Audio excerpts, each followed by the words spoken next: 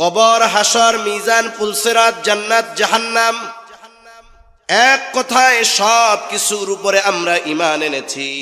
এটার উপরেও ঈমান এনেছি যে কবরে আমাদের দীর্ঘকাল থাকা লাগবে, তবে অনন্তকাল নয়, বরং একটা সময় এই পৃথিবীর সব কিছু ধ্বংস হয়ে যাবে, কিয়ামত হবে। কিয়ামত আখিরাতের যতগুলো বিষয় সবচাইতে গুরুত্বপূর্ণ, এর মধ্যে অন্যতম হলো কিয়ামত।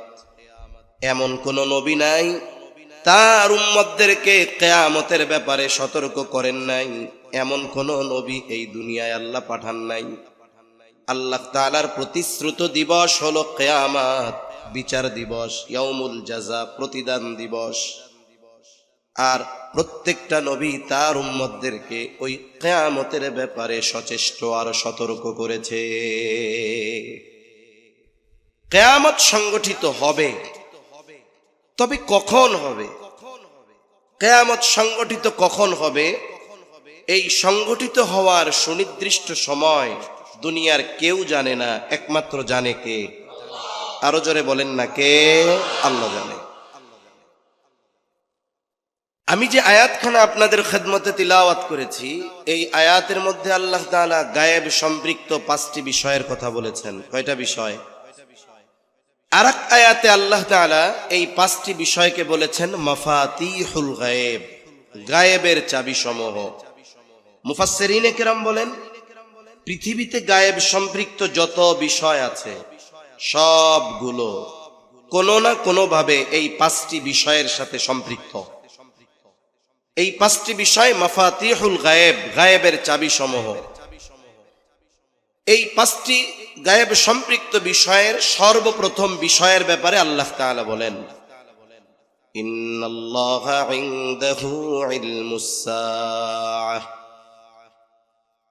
নিশ্চয়ই আল্লাহ তাআলার নিকটেই কিয়ামতের জ্ঞান, কিয়ামতের ইলম। তার মানে কিয়ামত কখন সংগঠিত হবে এই ইলম বা এই সময়ের সঠিক জ্ঞান দুনিয়ার আর কারো কাছে নাই, যার কাছে আছে তিনি কে? কিয়ামত সংগঠিত কখন হবে এটা আমাদের নবীজিও জানেন না, আমার আপনার নবীজিও জানেন না। কেন জানেন না? কারণ নবীজি আলিমুল গায়েব নয়। আলিমুল গায়েব হলেন আল্লাহ। আমাদের দেশে কিছু ভাই আছে, যদি তাদেরকে বলা হয় নবীজি আলিমুল গায়েব না, নবীজির কাছে গায়েবের ইলম নাই, তাইলে আমাদেরকে বকা দিয়ে বলে এটা হলো নবীর দুশমন, ওহাবি বলে, কি বলে না? এখন নবীর কাছে গায়েবের ইলম না থাকার কারণে নবীর কোনো সম্মানে কমতি হয় না, মর্যাদায় কোনো কমতি হয় না, বরং আমাদের ওই ভাইয়েরা নবীকে মাত্রাতিরিক্ত মহব্বত দেখাতে গিয়ে নবীর সুন্নাত বাদ দিলেও নবীকে আল্লাহর সমকক্ষ হিসাবে দাঁড় করিয়ে শিরকের মতো জঘন্য পাপে লিপ্ত হয়ে যায়। নবীর মহব্বতে সুন্নাত মানবে না ঠিক, কিন্তু নবীরে আলিমুল গায়েব বলে আল্লাহর সাথে শিরিক করবে। হাদিসের মধ্যে প্রসিদ্ধ একটা হাদিস আছে, লম্বা এক হাদিস, হযরত ওমর রাদিয়াল্লাহু তাআলা আনহু থেকে বর্ণিত। এই হাদিসের এক নাম হলো হাদিসে জিবরিল, অন্য আরেকটা নাম হলো উম্মুস সুন্নাহ। হাদিসে জিবরিল কেন? বলে নবীজি সাল্লাল্লাহু আলাইহি ওয়াসাল্লামের কাছে জিবরাইল আলাইহিস সালাম মানব আকৃতিতে এসেছেন। নবীজির কাছে এসেছেন, নবীর হাঁটুর সাথে হাঁটু লাগায়া তিনি বসতেন। ওনার পরিচয় কেউ জানতে পারে না, কেউ তাকে কোনোদিন দেখে নাই, কেউ চিনে না। হযরত ওমর রাদিয়াল্লাহু তাআলা আনহু থেকে বর্ণিত। শুধু মূল কথাগুলো বলা আমার উদ্দেশ্য। নবীজির কাছে আসছেন, নবীজিকে বেশ কয়েকটা প্রশ্ন করেছেন, নবীজি প্রশ্নগুলোর জবাব দিয়েছেন সাহাবা একরামের উপস্থিতিতে। আবার জবাব দেওয়ার পর জিবরাইল আলাইহিস সালাম মানবাকৃতিতে ওই উত্তরগুলোর সত্যায়ন করেছেন। যখন প্রশ্ন পর্ব শেষ, জিবরাইল আলাইহিস সালাম চলে গেছে, নবীজি জিজ্ঞাসা করতেছে সবাইকে, তোমরা জানো ইনি কে? সাহাবা একরামের জবাব, না, আল্লাহ এবং তার রাসূল ভালো জানে। নবীজি বলেন, ইনি হলেন জিবরাইল আলাইহিস সালাম, তোমাদেরকে দ্বীন শেখানোর জন্য তিনি এসেছেন। এই হাদিসটাকে দ্বীনের মৌলিক যত বিষয় আছে, গোটা দ্বীন, গোটা ইসলাম এই হাদিসের মধ্যে সম্পৃক্ত, সব এর মধ্যে অন্তর্ভুক্ত আছে। এখান থেকেই দ্বীনের শাখা প্রশাখার ব্যাখ্যা বিশ্লেষণ করা হয়। জিবরাইল আলাইহিস সালাম আসছে, প্রথম প্রশ্ন করেছে ফাআখবিরনি আনিল ইসলাম, আপনি আমাকে ইসলামের ব্যাপারে খবর দেন, ইসলামের ব্যাপারে আমারে জানান। নবীজি জবাব দিয়েছেন, ইসলাম কি? ইসলামের ভিত্তি কয়টা জোরে বলেন? নবীজি জবাব দিয়েছেন এই 5টা বিষয়ের। জিবরাইল আলাইহিস সালাম বলতেছে, হ্যাঁ আপনি সত্যই বলেছেন। এরপরের প্রশ্ন ফাআখবিরনি আনিল ঈমান, আমাকে আপনি ঈমানের ব্যাপারে খবর দেন, অথবা ঈমান কি আমারে কোন। বলেন ঈমানের ভিত্তি কয়টা? জোরে বলেন কয়টা? 6টা। নবীজি এই 6টা বিষয়ের কথা তখন জবাব দিয়েছেন। এরপরে নবীজিকে জিজ্ঞাসা করা হলো ফাআখবিরনি আনিল ইহসান, ইহসান কি? নবীজি জবাব দিয়েছেন, আন তা'বুদাল্লাহা কাআন্নাকা তারাহ ফাইন লাম তারাহু ফাইন্নাহু ইয়ারাকা, যে তুমি এমন ভাবে আল্লাহ তাআলার ইবাদত করবে কেমন যেন তুমি তারে দেখতেছ। আর যদি এমনটা না হয়, ফাইন লাম তাকুন তারাহু ফাইন্নাহু ইয়ারাকা, তুমি তারে দেখতেছ না, কিন্তু আল্লাহ তাআলা আমাদেরকে দেখেন কি দেখেন না। এই চিন্তা মাথায় রেখে ইবাদত করা, এটা হলো ইহসান। এরপরে নবীজিকে প্রশ্ন করা হলো ফাআখবিরনি আনিস সাআহ, কিয়ামত কখন সংগঠিত হবে এই ব্যাপারে আমারে খবর দেন। বুঝে থাকলে জবান খুলে বলেন, প্রশ্ন যিনি করেন তিনি কে? প্রশ্ন যিনি করেন তিনি কে? জিবরাইল আলাইহিস সালাম, ওহীর বাহক। জবাব যিনি দিচ্ছেন তিনি হলেন ওহীর ধারক। আল্লাহর পরে এই পৃথিবীতে যদি কিয়ামত কখন সংগঠিত হবে, অগণিত ফেরেশতার মধ্যে একজন যদি জানতে পারত, তাহলে জানতে পারত জিবরাইল আলাইহিস সালাম। আর গোটা পৃথিবীর সব মানুষের মধ্যে যদি একজনকে আল্লাহ তাআলা কিয়ামতের সুনির্দিষ্ট সময়ের ব্যাপারে জানাইতেন, তিনি হতেন মুহাম্মাদুর রাসূলুল্লাহ সাল্লাল্লাহু আলাইহি ওয়াসাল্লাম। অথচ জিবরাইল আলাইহিস সালামও জানে না কিয়ামত কখন হবে, নবীজিও জানেন না কিয়ামত কখন হবে। এই জন্য জিবরাইল আলাইহিস সালাম যখন প্রশ্ন করেছেন ফাআখবিরনি আনিস সাআহ, কিয়ামত কখন সংগঠিত হবে এই ব্যাপারে আপনি আমারে জানান, খবর দেন, নবীজি কি জবাব দিলেন?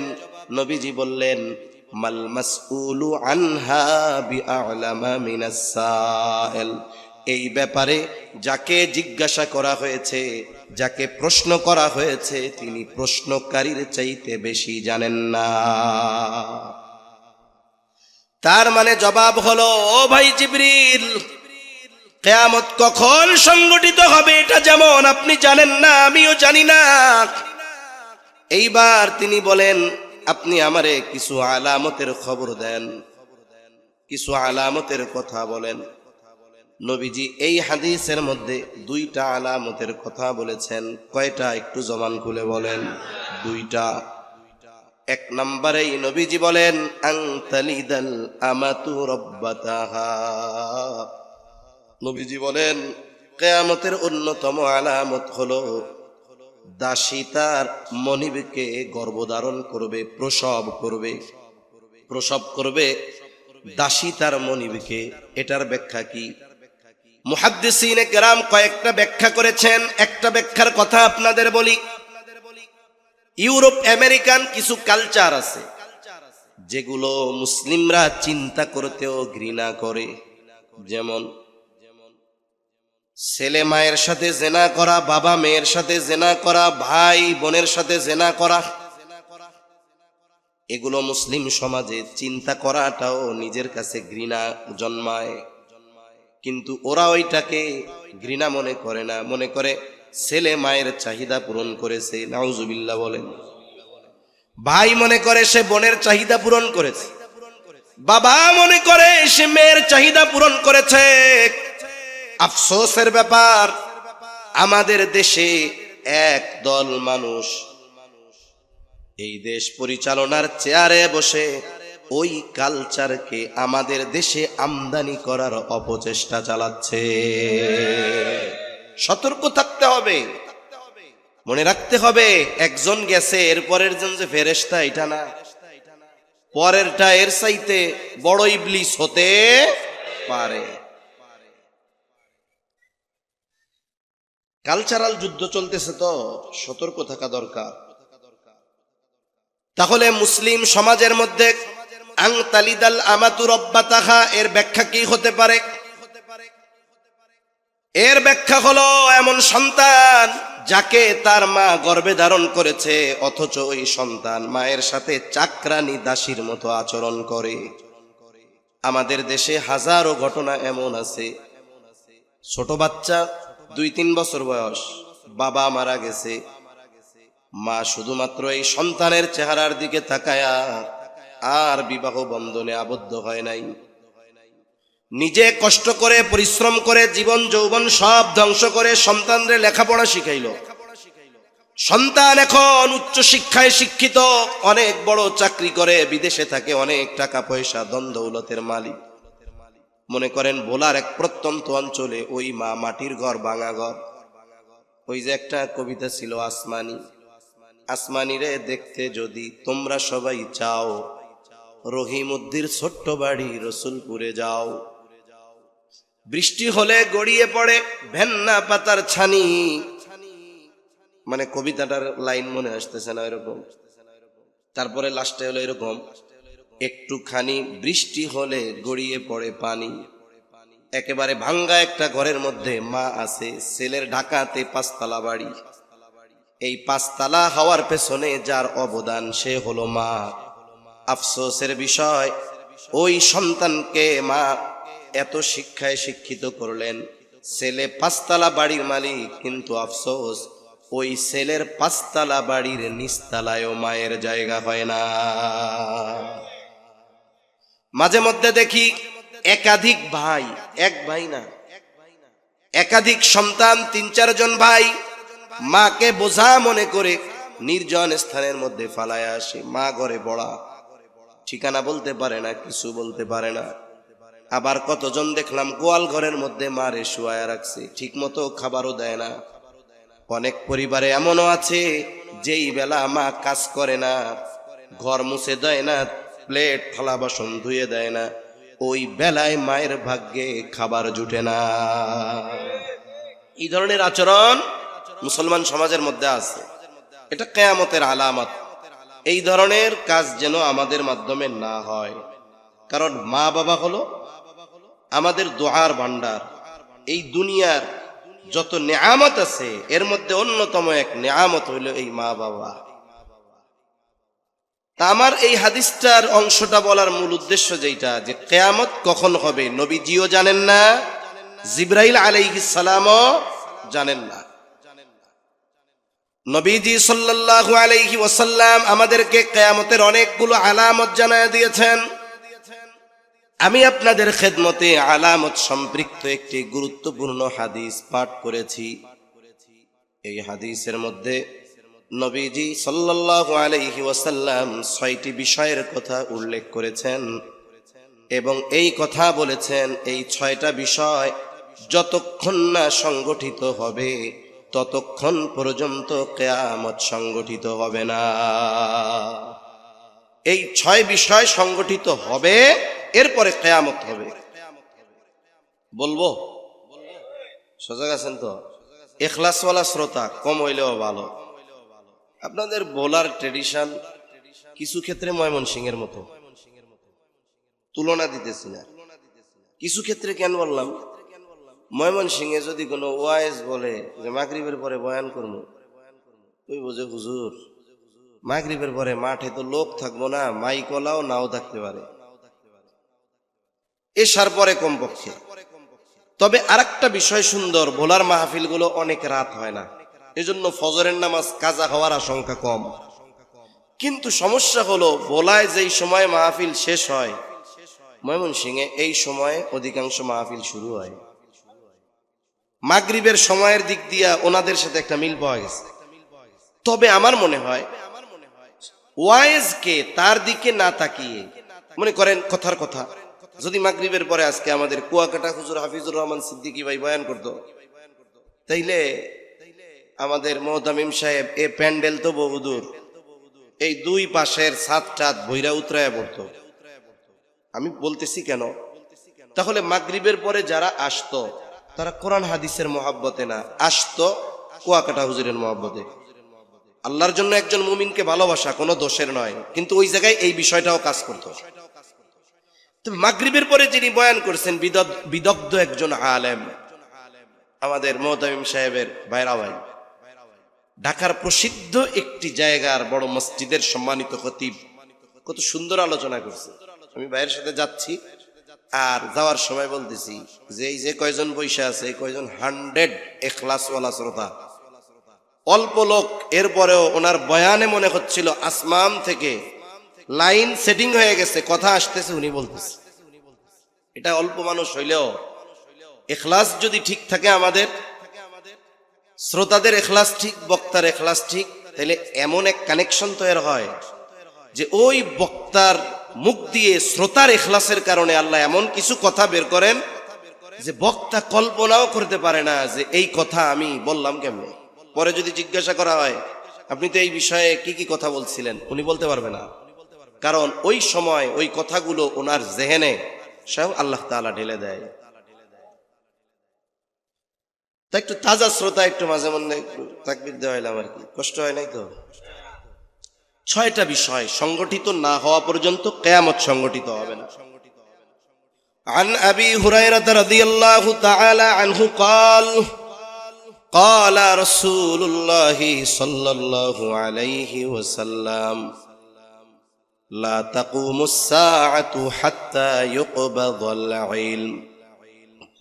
নবীজি সাল্লাল্লাহু আলাইহি ওয়াসাল্লাম বলেন, যতক্ষণ না ইলম উঠিয়ে না নেওয়া হবে ততক্ষণ পর্যন্ত কিয়ামত সংগঠিত হবে না।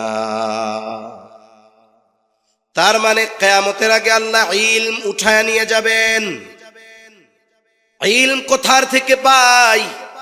আমরা সহজ জবাব দিব, কোরআন আর হাদিস থেকে আমরা ইলম পাই। তার মানে কিয়ামতের আগে আল্লাহ কোরআন হাদিস উঠায় নিয়ে যাবে। ছোটবেলায় আমরা গল্প শুনতাম, গল্প যে কিয়ামতের আগে আল্লাহ কোরআন হাদিস উঠায় নিবে, এটা হলো গল্প। তা মানুষেরা বলতো কেমনে আল্লাহ কোরআন হাদিস উঠায় নিবে, ওঠানোর পদ্ধতিটা কি হবে? লোকমুখে প্রচলিত গল্প ছিল এরকম। তারা বলতো একদিন ইমাম সাহেব ফজরের নামাজে ইমামতের জন্য দাঁড়াবেন। ইমাম সাহেব তাকবীর তাহরিমার পরে সানা পড়বে, আউযু বিল্লাহ বিসমিল্লাহ পাঠ করবে। বলেন তো এরপরে ইমাম সাহেব কোন সূরা পড়ে? সূরা ফাতিহা পড়ে। ইমাম সাহেব সূরা ফাতিহা শুরু না কইরা ঠায় সোজা দাঁড়ায় থাকবে, কিছু কয়ও না, নড়াচড়াও করে না। বলেন তো ইমাম সাহেব যদি নামাজে দাঁড়ায় সূরা ভুলে যায় অথবা নামাজে কোনো ভুল হয়, পেছন থেকে সতর্ক করে কারা? মুসল্লিরা সতর্ক করে। যদি রোজার মাসে তারাবি হয়, যখন হাফেজ সাহেব সূরা ফাতিহা শেষ করে দাঁড়ায় আছে, পরের পৃষ্ঠা মনে নাই, পেছনে হাফেজ সাহেব থাকলে কি করে? পৃষ্ঠা শুরু থেকে কয়েকটা শব্দ বলে দেয়। অথবা হাফেজ সাহেব পড়ে যাচ্ছেন কিন্তু ভুল হইছে, মুসাব্বা খাইয়া 16 পারার থেকে 26 পারায় চলে গেছে, হাফেজ সাহেব পেছন থেকে আস্তে করে সতর্ক করে দেয়। শব্দ বা বাক্য ছুটে গেছে, উনি সতর্ক করে দেয়, আর উনি ওইটা সিগন্যাল নিয়ে আবার ছুটে গেছে শুরু করে ঠিক কইরা। অবস্থা এমন, ইমাম সাহেব সূরা ফাতিহা পড়তে পারে না, গল্প। মুসল্লির অবস্থা এমন যে বলে দিবে তাদেরও কারো সূরা ফাতিহা মনে নাই। ইমাম সাহেব চিন্তা করতেছে এই বুঝি পেছন থেকে আমারে একটু ধরায়া দেয়। আর মুসল্লিরাও চিন্তা করে, হায়রে আমরাও দেই সূরা ফাতিহা কইতে পারি না, কি হইল। এবার ইমাম নামাজ ছেড়ে দিবে, মসজিদের তাকে রাখা কোরআনুল কারীম হাতে নিয়ে সূরা ফাতিহায় একটু নজর বুলায় নেওয়ার ইচ্ছা করবে। গল্প, এইবার যখন সে কোরআনটা খুলবে, খুলে দেখবে কোরআনের মধ্যে কোনো লেখা নাই, সব পাতাগুলো সাদা। হাদিসের পাতাগুলোর মধ্যে কোনো লেখা নাই, সাদা। তার মানে বলতে চাই ওই গল্পে যে আল্লাহ তাআলা একসাথে গোটা পৃথিবীর সব কোরআন হাদিসের লেখা উঠায় নিয়ে যাবে। এইভাবে আল্লাহ ইলম উঠায় নিবে। কিন্তু বাস্তবতা এমন নয়। আল্লাহ তাআলা ইলম কেমনে উঠায় নিবে নবীজির মাধ্যমে আমাদের জানায়া দেন। ক্বালা রাসূলুল্লাহি সাল্লাল্লাহু আলাইহি ওয়াসাল্লাম, ইন্নাল্লাহা লা ইয়াকবিদুল ইলমা ইনতিজাআন ইয়ানতাজিউহু মিনাল ইবাদ। আরেক বর্ণনায় আসছে ইয়ানতাজিউহু মিনান নাস। আল্লাহ তাআলা মানুষের বা তার বান্দার অন্তর থেকে একত্রে ইলম আল্লাহ উঠায় নিবেন না। এমনটা হবে না হাফেজে কোরআন হঠাৎ করে গোটা কোরআন ভুলে যাবে, এমন হবে না। কিভাবে আল্লাহ তাআলা ইলম উঠায় নিবে? নবীজি বলেন, ওয়ালাকিন ইয়াকবিদুল ইলমা বিকবদিল উলামা। নবীজি সাল্লাল্লাহু আলাইহি ওয়াসাল্লাম বলেন, বরং আল্লাহ তাআলা আলেমদেরকে উঠিয়ে নিয়ে যাওয়ার মাধ্যমে ইলম উঠায় নিয়ে যাবে। তাহলে ইলম এক রাত্রে কোরআন হাদিস নিয়ে যাবে আল্লাহ। তাহলে ইলম আল্লাহ কিভাবে নিবে? আলেমদের উঠিয়ে নেওয়ার মাধ্যমে। এখন আলেমদের উঠায় নিল, কোরআন হাদিস তো আছে, তাহলে ওনাদের উঠায় নিলে ইলম কেমনে উঠবে? শাইখুল ইসলাম আল্লামা শাহ আহমদ শফি রহমাতুল্লাহি আলাইহি বলেন তো, কোরআন হাদিসের বুঝ ওনাকে আল্লাহ তাআলা যেই পরিমাণ দান করেছে, ওনার পরে ওনার মতো ওই রকম বুঝনেওয়ালা মানুষ আরেকজন হয়েছে নাকি? আহমদ শফি চলে গেছে, খালি জায়গা পূরণ হয় নাই। আব্দুস সালাম চাটগামি রহমাতুল্লাহি আলাইহি চলে গেছে, ওনার মতো গ্র্যান্ড মুফতি, ওনার স্থান পূরণ করার মতো মানুষ তৈরি হয় নাই। মুফতি আহমদুল হক পটিয়া মাদ্রাসা দুনিয়া থেকে চলে গেছে, ওনার অবস্থান পূরণ করার মতো লোক হয় নাই। চলে গেছে দুনিয়া থেকে জুনাইদ বাবুনগরী রহমাতুল্লাহি আলাইহি, ওনার স্থান পূরণ করার মতো জায়গা হয় নাই। বলে ধারাবাহিকতার ক্রমান্বয়ে এইভাবে আলেমদের উঠিয়ে নেওয়ার মাধ্যমে আল্লাহ তাআলা এই দুনিয়া থেকে ইলম উঠায় নিয়ে যাবে। কোরআন শরীফ থাকবে, থাকবে না কেন? অবশ্যই থাকবে। বরং এখনকার কোরআন শরীফগুলো আরো বাইন্ডিং টাইন্ডিং অনেক সুন্দর, তাই না? অনেক সুন্দর। এক সময় কোরআন শরীফ ছাপা হইতো নরমাল মেশিনে, অনেক সময় সা হয়ে যাইতো তা হয়ে যাইতো সা। যেই জায়গায় 3 নুক্তা হবে দেখা গেছে ওই জায়গায় ফোটা পড়ে 6 নুক্তা হয়ে গেছে, লেখা বোঝা যায় না। আরেক বর্ণনায় আসছে নবীজি সাল্লাল্লাহু আলাইহি ওয়াসাল্লাম বলেন, ইউশিকু আন ইয়াতিয়া আলান নাসি জামান লা ইয়াবকা মিনাল ইসলাম ইল্লা ইসমুহু ওয়া লা ইয়াবকা মিনাল কুরআন ইল্লা রাসমুহু। নবীজি সাল্লাল্লাহু আলাইহি ওয়াসাল্লাম বলেন, অচিরেই এমন এক জামানা আসবে, হযরত আলী রাদিয়াল্লাহু তাআলা আনহু থেকে বর্ণিত, নবীজি বলেন অচিরেই এমন এক জামানা আসবে, এমন এক সময় আসবে, কাল আসবে, লা ইয়াবকা মিনাল ইসলাম ইল্লা ইসমুহু, ইসলাম শুধু নামে মাত্র বাকি থাকবে, প্রকৃত ইসলাম মানুষের মধ্যে থাকবে না। এখন ইসলামের সাথে কি আছে? ইসলাম অনেক কিছুর নামের সাথে আছে, কিন্তু বাস্তবে ইসলাম নাই। ঠিক কিনা বলেন? মানুষ আমরা পরিচয় দেই আমাদের দিন ইসলাম, আমি মুসলিম, আমার ধর্ম ইসলাম, এটা শুধু পরিচয় আর বলার মধ্যে সীমাবদ্ধ হয়ে গেছে। কিন্তু আমার আপনার জীবনে, ব্যক্তিগত জীবনে পরিপূর্ণ ইসলাম নাই। আমাদের সমাজে শতকরা 1 জন মানুষ মুসলমান পাওয়া যাবে না পরিপূর্ণ ইসলাম তার ব্যক্তিগত জীবনে আছে। তাহলে ব্যক্তিগত জীবনে ইসলাম নাই, পারিবারিক জীবনে ইসলাম নাই, সামাজিক জীবনে ইসলাম নাই, রাজনৈতিক জীবনে ইসলাম নাই, আমাদের রাষ্ট্রে ইসলাম নাই, অর্থনৈতিক জীবনে ইসলাম নাই। আসেনি জোরে কোন? ইসলাম নাই, এটাই বাস্তব। শুধুমাত্র আমরা গরু খাওয়া মুসলমান আর মুসলমানই নেওয়া মুসলমান, নামে মুসলমান। অথচ আমার আপনার ব্যক্তিগত জীবন থেকে রাষ্ট্রীয় জীবন সব জায়গায় ইসলাম দরকার ছিল।